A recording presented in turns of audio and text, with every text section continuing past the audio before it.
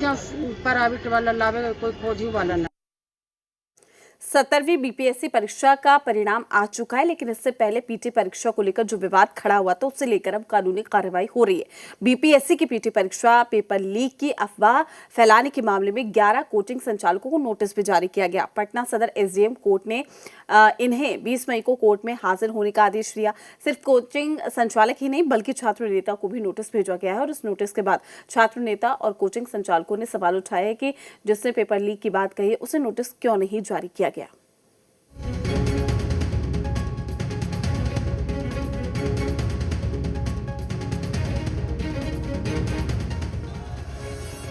17वीं BPSC की PT परीक्षा में धांधली के आरोप में अभ्यर्थियों ने आंदोलन छेड़ रखा था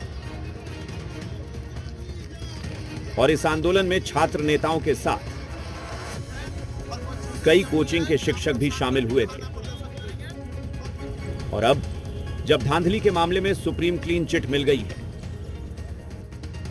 तो फिर जिन लोगों ने पेपर लीक और धांधली के आरोप लगाए थे उनके खिलाफ कानूनी कार्रवाई की जा रही है।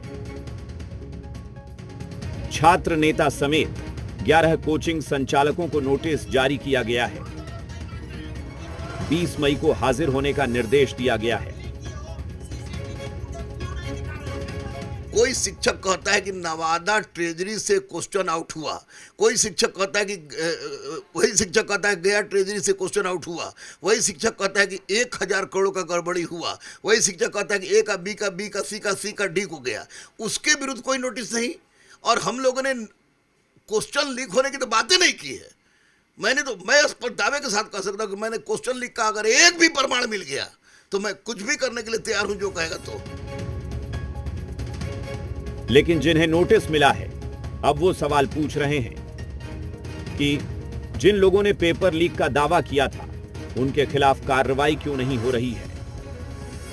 लेटेस्ट अपडेट ये है कि 2 महीने से हम लोग जिस सबूत को खोज रहे थे, हम लोग के हाथ वो सबूत लग गया और इत्तेफाक देखिए ठीक 13 तारीख को लगा है।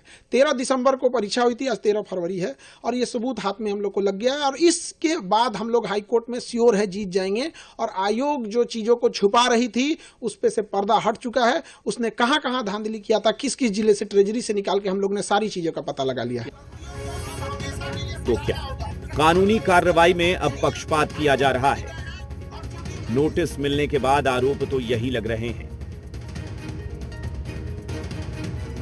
अरे 5 लाख रुपया बेरोजगारों की लड़ाई हम लड़ते हैं और हमारे ऊपर, हम खुद बेरोजगार, हमारे ऊपर 5 लाख रुपया जमा करना और इतनी ही राशि के 2 सिक्योरिटी जमा करना, यानी 15 लाख के आसपास हो जाता है। तो आप सोचिए कि किस तरह से बिहार में छात्र युवाओं के साथ जो लगातार अन्याय हो रहा है।